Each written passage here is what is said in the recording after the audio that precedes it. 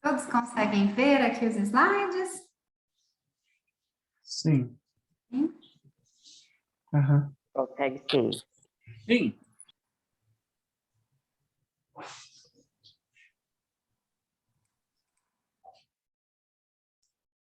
Então, a gente vai dar continuidade, né, a esse estudo da mediunidade. Algumas coisas nós vamos repetir, porque ao ler a apostila, tem algumas partes que são, assim, mais densas, né, fica mais difícil da gente compreender. Eu coloquei, assim, dessa forma, eu acho que vai ficar mais prático. Bom, mediunidade e fenômeno. Como esperais que a mediunidade sublime se reduza a serviços automáticos, a puras manifestações de mecanismo fisiológico, sem nenhum tipo de educação e responsabilidade? Sem as bênçãos da responsabilidade, encontrareis logicamente os irresponsáveis. Mediunidade não é disposição da carne transitória, e sim expressão do espírito imortal. Eu sempre falo que mediunidade faz parte do nosso DNA, né? Mas não é do DNA físico, é do espírito. A mediunidade, ela continua, inclusive, a ser trabalhada e desenvolvida, mesmo quando nós estamos desencarnados. Então, a mediunidade, ela é muito mais do que só, né, um fenômeno, algo fisiológico, uma capacidade física de escutar, né, ver, escrever, todos os tipos, né, de mediunidade. Não, ela é algo do espírito. E aqui nós vamos estudar, então, o conceito e a finalidade, a mediunidade ao longo da história, a intervenção dos espíritos em nossas vidas e a classificação dos fenômenos mediúnicos. O conceito. Faculdade que possibilita o ser humano colocar-se num estado alterado de consciência, permitindo-lhe comunicação psíquica com outro ser humano, no mesmo ou em outros níveis existenciais. É interessante a gente refletir sobre essa frase aqui. Por quê? Porque às vezes a gente não consegue explicar, né, alguma manifestação. Por exemplo, assim, eu vi, mas você viu onde? Eu intuí, mas intuiu de que lugar? Às vezes a gente percebe que é uma coisa assim que está longe, está distante, e a gente conseguiu captar algo. Porque é uma comunicação psíquica. O espírito comunicante, ele não necessariamente está ao nosso redor enquanto ele fala conosco. Eu e o Rian, por exemplo, temos uma experiência interessante sobre isso, né, Rian? Uma das vezes que a gente estava numa situação, eu incorporada com o tranca-ruas, e você, ao mesmo tempo, ouvia ele, né? Sim, verdade. Mesmo que eu não pronunciasse as palavras que ele estava te falando. Então, por causa disso, porque é uma comunicação psíquica. Então, eu posso estar incorporada com um guia, com uma entidade, com um mentor, e ele, ao mesmo tempo, estar em comunicação com outros médiums, com outras pessoas ao redor, porque todos somos médiums, né? Voltando àquele conceito de todos termos essa capacidade. Então, não se limita, a comunicação não se limita ele está aqui comunicando aqui, agora, e só aqui? Não. Há aqueles que conseguem manter afinidade, ligação com aquele espírito, consegue captar alguma outra parte da comunicação de outra forma, né? Dentro do que é necessário fazer ali naquele momento. Então, por isso mesmo que muitas vezes eu sempre falo, né, na Casa Fraterna, que é importante que todos estejam concentrados no trabalho. Por quê? Porque a comunicação, as intuições de como atender melhor aquela pessoa, não fica só a carga do médium incorporado. Às vezes acontece das pessoas ao redor também receberem informações que podem auxiliar no todo daquele cuidado, né, do acolhimento daquela pessoa que está ali precisando de auxílio, né? Então, como todos possuem essa capacidade, todos podem receber. Agora, quem que vai receber mais rápido as informações, as instruções? Quem está mais atento, mais concentrado, melhor preparado, né? Com o estudo em dia. Por quê? Porque à medida que a gente sabe que isso é possível, é que a gente vai começar a prestar atenção. Se eu nem sei que uma situação é possível acontecer, ou eu não vou prestar atenção, ou eu vou duvidar, vou falar, isso é coisa da minha cabeça, ou eu não vou dar realmente a devida atenção, né? Eu vou dizer que, tá, passou aqui um pensamento, mas não é nada, não. E dentro de um trabalho mediúnico, né, onde envolve um grupo em trabalho, todos os integrantes são utilizados. Mas aqueles que têm, né, a predisposição ou a intenção ainda mais firme e séria, vão ser os que vão ter a informação mais rápido, ou que vão chegar a uma informação mais completa. Por quê? Porque ele está ali se dispondo, né, se colocando a serviço, né, para servir. Então, dessa forma, os espíritos conseguem comunicar mais rápido com esses. Não é que ele tem uma capacidade maior ou menor, não é nada disso. É mediante ao esforço de cada um, né? E aí, realmente, a concentração de cada um durante um trabalho mediúnico. Ó, a mediunidade é a faculdade mediúnica. A faculdade mediúnica é uma propriedade do organismo e não depende das qualidades morais do médium. Ela se mostra desenvolvida tanto nos mais dignos como nos mais indignos. Isso é uma fala do Allan Kardec no livro O que é Espiritismo. E uma outra fala na Gênese é uma faculdade orgânica de que são dotadas todas as criaturas, em maior ou menor grau de desenvolvimento. E por que, hein, pessoal? Vocês acham que qualquer pessoa tem, seja uma pessoa digna ou não? O que vocês acham? Porque é como você falou, é do DNA já do nosso espírito, não da nossa carne. Tem alguma coisa a ver com isso? Sim, também. Também tem. Mas por que todos nós temos essa possibilidade aqui?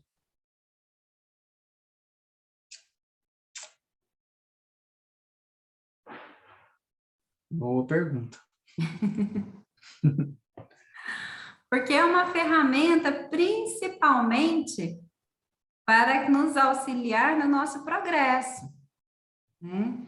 É uma capacidade nossa que nos faz, de fato, prestar atenção em coisas que talvez, se a gente não tivesse mediunidade, se as pessoas, por exemplo, mais endurecidas não tivessem mediunidade, elas não desenvolveriam nunca uma sensibilidade para prestar atenção em algo, numa vibração, num ambiente, numa outra pessoa.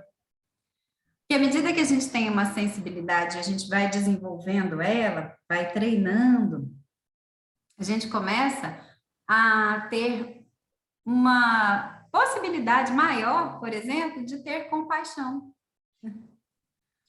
Quando a gente tem... Pode falar. Não, pode falar.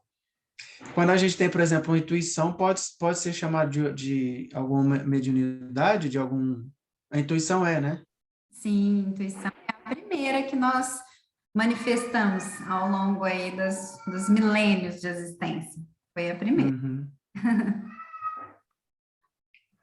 A mediunidade é inerente aos seres humanos. Então, atributo do espírito.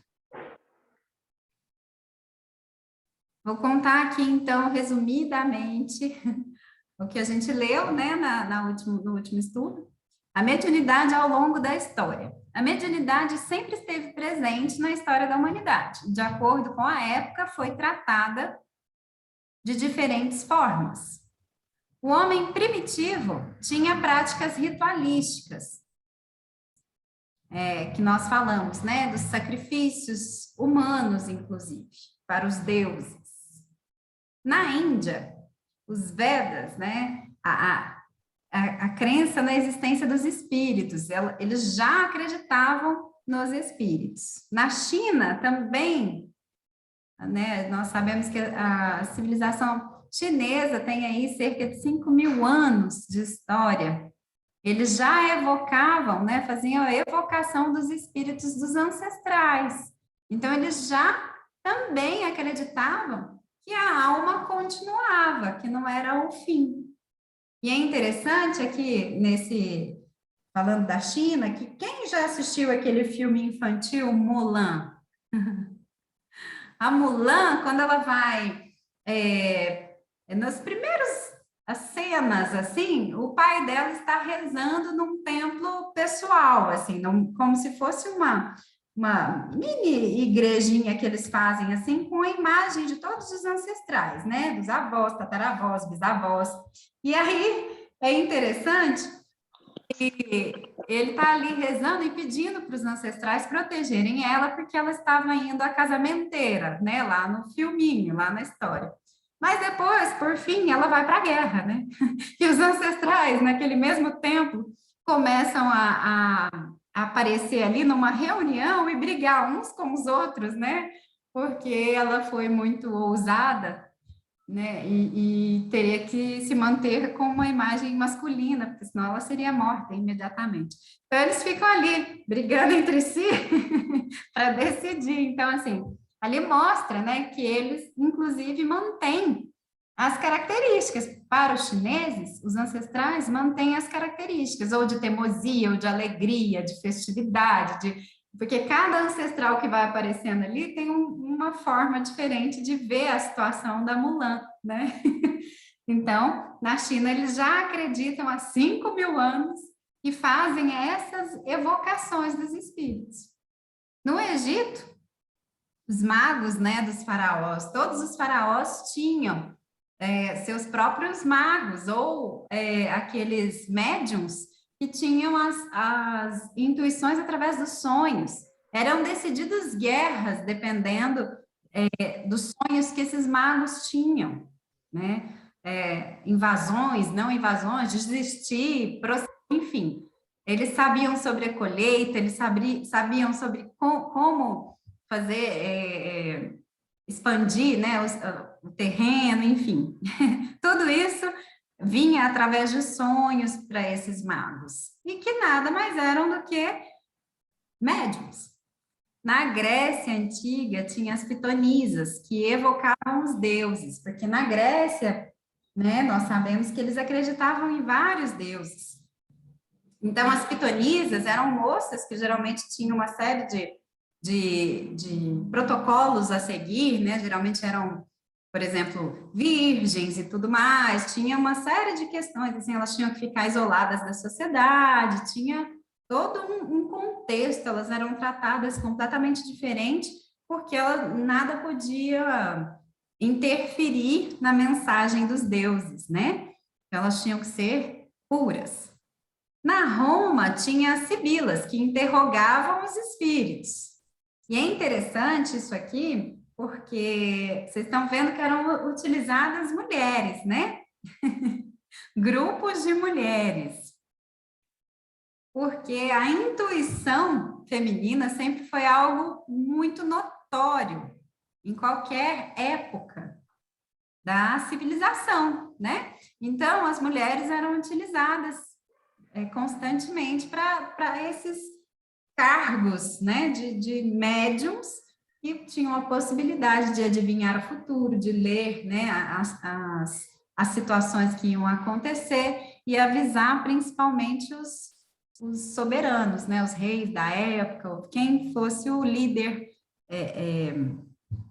daquela civilização, daquela sociedade. Ó, por desconhecimento das leis divinas, esses fenômenos foram considerados por muito tempo como sobrenaturais e demoníacos.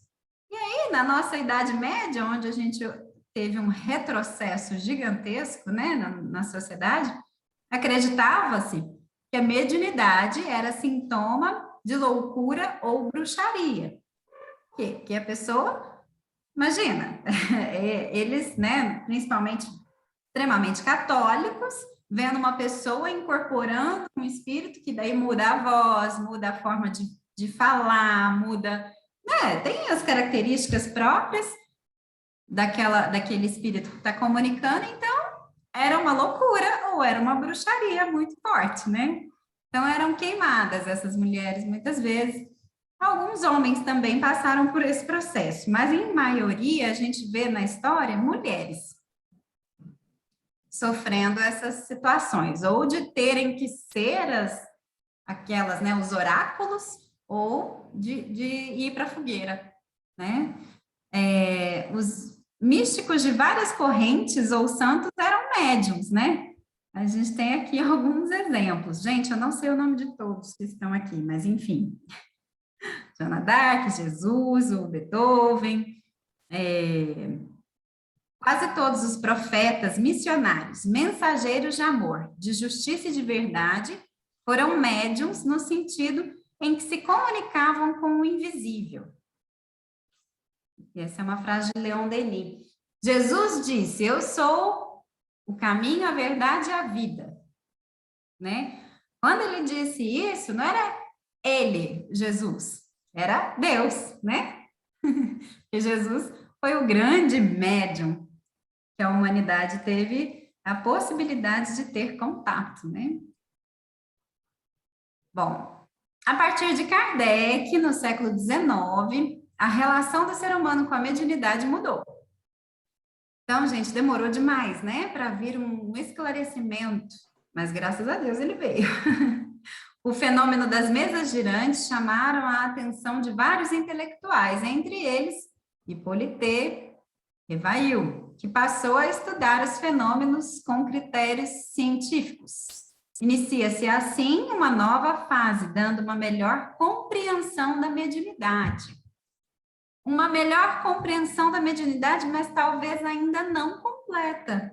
Eu arrisco ainda a dizer que ainda temos muito para compreender e entender da mediunidade, né? O Allan Kardec, ele trouxe verdadeiras maravilhas, né, para nós, mas com certeza ainda não se esgotou, como nenhum dos assuntos que nós estudamos está esgotado, né? A gente ainda tem muito que compreender de todo esse mecanismo. A intervenção dos espíritos em nossa vida. O Livro dos Espíritos, a pergunta 459, os espíritos influenciam sobre os nossos pensamentos e nossas ações?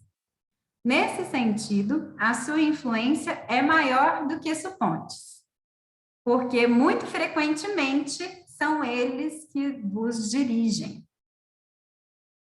Então, assim, eu tive uma ideia, será que ela é sua? Muitas vezes não, né? Nossa, eu tive uma ideia de um projeto, vou fazer assim, assado. Um pintor que está pintando lá uma obra de arte, será que é dele? Um músico que está fazendo, né, uma letra bonita, uma canção, será que é dele? Bom, de acordo com essa resposta aqui, talvez não. A maior parte das coisas que nós fazemos não são nossas, né? Nós sofremos essa influência o tempo inteiro. E é por isso mesmo que é importante a gente, além de compreender o que acontece, se perceber, né? Começar a olhar para a gente mesmo e identificar, não, eu tenho essa tendência. Aí vem um pensamento. Não, esse pensamento realmente não é meu, porque não faz parte do que eu sou, né? Não faz parte do que eu tenho de tendência, nem ruim, nem boa, mas não faz parte de mim. E aí, à medida que a gente vai identificando o que não é nosso, a gente vai seguir se for algo bacana ou não, né? Aí a gente consegue se proteger, se blindar. Não existe proteção maior do que a gente conhecer, do que a gente ter o conhecimento. Agora, é claro que mesmo a gente tendo muito conhecimento, estudando, ainda assim somos seres falhos e podemos falhar, né? Isso não significa que, então agora eu vou devorar todos os livros, todos os... vou ter todo o conhecimento do mundo e aí eu vou ficar blindado. Não, nem sempre. Porque às vezes vai depender das nossas próprias características, falhas, né? Dificuldades internas. Então, mas só que esse é um dos caminhos mais seguros, quando a gente compreende. A lei de sintonia. Nós temos as ideias, intenções, sentimentos, né? E tudo isso vira um emaranhado dentro de um campo que nos cerca, porque a gente vibra. Cada célula nossa tem uma vibração. Somos quantas milhares de células para a formação do nosso corpo, né? Se a gente pega apenas um órgão, o coração, tem quantas 1000 células? E elas todas vibram. Todas elas vibram. Vibram de acordo com o quê? De acordo com os meus sentimentos.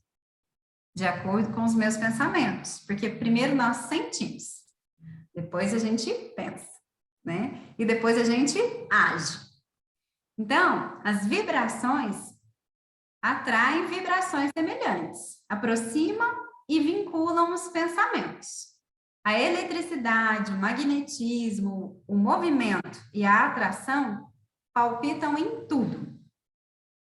É uma parte do livro do Leon Denis, que chama No Invisível. Então, tudo em nós vai vibrando, né? Nós vamos criando ondas de vibração. Se eu estou pensando em alguém, é possível que esse alguém pense em mim. Por quê? Porque eu vibro e a minha vibração de todas as minhas células, de acordo com o que eu estou sentindo, vai em direção àquele ser. E aí entra uma característica muito interessante e importante da gente sempre recordar, que somos seres únicos, com bagagem única, com experiência única. Então, nós somos passíveis de serem encontrados em qualquer lugar do universo através da nossa vibração, através do que nós somos, né? Nossa essência, eu não sou a Samantha com esse corpo aqui para sempre. Eu não sou esse corpo. Eu estou nesse formato hoje. Amanhã é outro, depois é outro, já foi vários outros. Então, não sou isso, né? Mas qualquer pessoa que me conheça pode se conectar a mim, seja na distância que tiver. Se estiver em outro planeta, essa vibração vai chegar. Porque não existe limitação no universo, né? As ondas, as vibrações, elas viajam por todo canto. Por isso que às vezes a gente tem essa... Quando é bom, né? Quando alguém está pensando em nós, mas de forma boa, é muito bom. Mas quando alguém está com raiva, essa vibração chega, né? Ela chega também, né? Quando o sentimento é bacana, é excelente, porque aí a gente sente aquela vibração de amor, de carinho, de saudade, seja qual for, né? Se for algo bom, ok. Mas nem sempre a gente desperta os melhores sentimentos nas pessoas, né? Mas a gente recebe a vibração de acordo com o sentimento do outro. E, através dessa ligação, dessa atração de vibração, a gente se vincula uns aos outros, né? Hoje aqui somos alguns vinculados o quê? Diante de um estudo, né? Nós estamos aqui, nesse momento, todos numa vibração vinculada para o estudo. Então, tá dando para entender? Vocês querem falar alguma coisa, perguntar alguma coisa? Pessoal? Eu não. Por enquanto, não. Também não, tudo certo. Beleza. Tá tudo certo aqui também, só. Tá bom. Ó, então, e como que é o funcionamento da mediunidade, né? No exercício mediúnico, a epífise, glândula pineal, fica no centro, exatamente no centro da cabeça. A gente é lá dentro, no centro, né? Desempenha o papel mais importante. Ela está ligada à mente através de princípios eletromagnéticos do campo vital, que a ciência comum ainda não pode identificar. Comanda as forças subconscientes. Através de suas forças equilibradas, a mente humana intensifica o poder de emissão e recepção de raios peculiares à nossa esfera. Isso aqui é uma parte lá que o Alexandre está falando para o André, lá no Missionários da Luz. Né? Está explicando para ele, da glândula pineal. Então, ainda na nossa ciência material, ainda não foi identificado muito as funções da glândula pineal, né? Mas ela está ligada diretamente à mediunidade, porque ela acessa as forças subconscientes. E por que é tão importante essas forças subconscientes, né? O nosso subconsciente ou no nosso inconsciente, que alguns falam diretamente inconsciente, outros falam apenas subconsciente. O que acontece? Lá é que ficam a maior parte das nossas memórias. Tudo que nós fazemos no nosso dia a dia, de forma automática, já está lá no nosso subconsciente. Quer ver uma coisa? Quando a gente está aprendendo algo, eu vou aprender a dirigir. Todo mundo aqui, eu acho que já passou por esse processo. Vou aprender a dirigir. Nas primeiras aulas e nos primeiros tempos que a gente está com a carteira de motorista, a gente fica raciocinando cada comando que a gente precisa fazer, não é mesmo? Agora eu preciso virar à direita, beleza, então eu vou dar certo. Agora eu preciso frear. Não, agora eu vou pôr segunda, vou pôr terceira. Então, a gente fica raciocinando. Enquanto a gente está aprendendo, isso tudo fica no nosso consciente, porque a gente está ali ainda tendo que raciocinar. Mas depois que a gente aprendeu, vai para o inconsciente. A gente faz de modo automático. Tem hora que a gente está pensando sobre alguma coisa e a gente começa a pensar, a gente nem vê como é que a gente chegou em casa. E a gente passou por diversas ruas, parou, teve que mudar a marcha, teve que acelerar, diminuir a velocidade. E a gente nem repara, fica automático. Por quê? Porque já fica lá no nosso subconsciente ou no nosso inconsciente para outros autores. Então, agora, de acordo com vários estudos, né, da psicologia, o nosso inconsciente, ele é responsável por 95% das atividades cerebrais que nós temos. E só 5% fica no consciente, porque é só 5% que eu preciso prestar atenção para fazer. Nosso dia a dia, a maioria das coisas a gente já tem a memória, já está armazenado como fazer, né? Então, a pineal, ela está ligada ao nosso subconsciente. Então, assim, é um universo. Além do que, todas as memórias que nós temos da nossa bagagem espiritual está no nosso inconsciente também. Não só as memórias dessa vida, mas da nossa bagagem espiritual inteira. Nós somos seres de pelo menos uns 100 bilhões de anos? Pois é, tem 100 bilhões de anos armazenado no nosso inconsciente, né?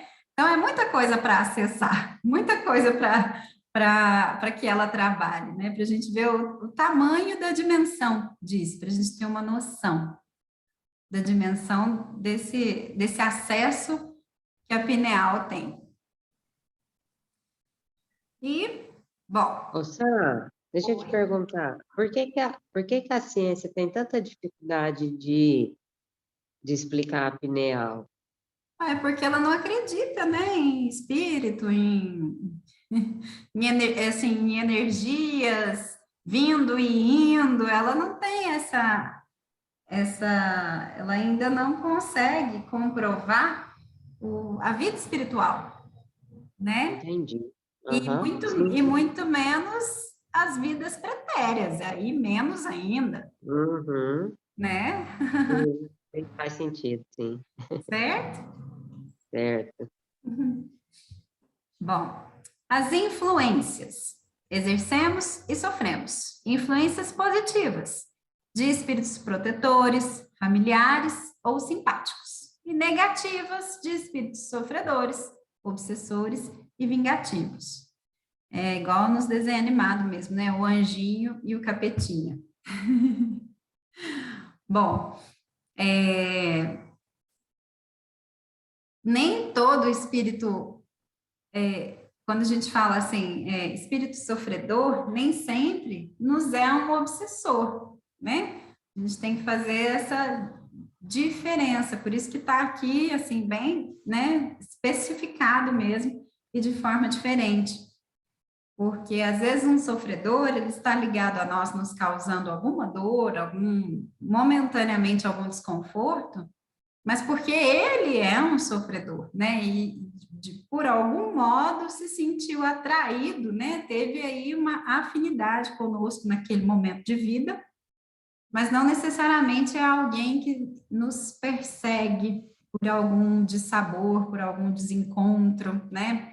Por algo que a gente tenha feito a ele ou ele a nós, enfim. Por isso que está aqui separado. Bom, gente, eu acho que eu vou parar por aqui hoje, esse estudo, e depois a gente dá continuidade, porque ele é comprido mesmo. E o nosso tempinho aqui já, a gente combinou meia hora, né? A gente até já ultrapassou. Mas vocês querem falar alguma coisa? Querem perguntar alguma coisa sobre tudo isso que nós estamos conversando? Por mim não, até aí tudo bem. Também. Oi, Samara. Oi? Então, o seguinte, essa parte que você falou aí do plano real, os cientistas, eles admitem, assim, essa glândula, só que eles acham, igual você falou, é um subconsciente, ela age só para isso, às vezes quando a pessoa está dormindo, essas coisas, então eles acham que essa glândula, glândula pineal, ela serve mais para isso, entendeu? Eles não aceitam, né, essa parte de ser comunicação, com o espírito e tudo mais. E, então, assim, eles, assim, para eles, essa função dela é só isso, entendeu? Tentam descobrir outra coisa, mas não acham evidenciar isso. Mas nós, assim, que somos, vamos dizer, espíritos, estudamos isso, sabemos que através das ondas Hertz, que através dessa glândula que a gente consegue fazer a comunicação com os espíritos. Correto? Exatamente. E não só, né, André, infelizmente, muitas doenças mentais ainda hoje têm sido tratadas de forma muito agressiva, e uma das coisas que eles já fizeram no passado, quando existia ainda os manicômios, né, aqueles grandes hospitais psiquiátricos que as pessoas eram internadas e ficavam sofrendo choques e tudo mais, muitas vezes eles decepavam a pineal também, porque a mediunidade sempre foi, como a gente viu, né, era tida como loucura, né? Então, assim, uma mediunidade em desequilíbrio, se a gente observa alguém que é tido como louco, a gente percebe que essa pessoa tem uma mediunidade em desequilíbrio, né? Mas como nós ainda não temos um estudo científico pelos médicos, assim, mais aceito sobre mediunidade, eles querem explicar tudo fisicamente, e aí os tratamentos são só físicos, né? E as soluções são só físicas. Então, vem aí de uma ignorância, né? De não saber mesmo, não ter isso como, não é nem crença, mas não se dedicarem ao estudo para a comprovação disso, né? E também, e aí as ações são só físicas, eles não conseguem intervir a nível espiritual, né? Por isso que é tão complicado as doenças mentais, né? Ainda há muito que se estudar e que se fazer para auxiliar essas pessoas que sofrem essas doenças, né? Sim, e outra coisa, Samara, você comentou aí sobre os sanatórios, por isso que o plano espiritual também, eles começaram a